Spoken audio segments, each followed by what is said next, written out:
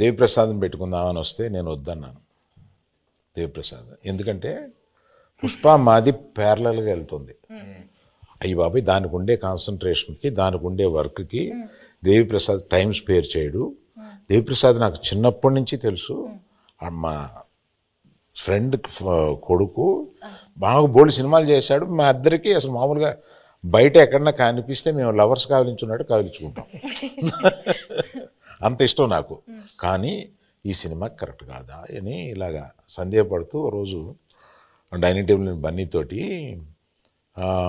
రే ఈ మ్యూజిక్ ఒకటి కన్ఫ్యూజింగ్గా ఉంది, ఎవరిని పెట్టుకోవాలి ఏంటి అని అంటే దేవి అని ఎందుకు అనుకోండి, మీ పిక్చర్లో లాగేస్తారు మీరు మొత్తం, మాకు టైం స్పేర్ చేయరు, ఇంకా అదే ఇంత నిన్ను అడిగి డైరెక్టర్ని అడిగి మేము ఆయన్ని టైం తెచ్చుకోండి, మాకు వద్దు అలా వద్దు అన్నాం. లవ్ స్టోరీ అన్న తర్వాత దేవి ఆలోచించక అన్నాడు.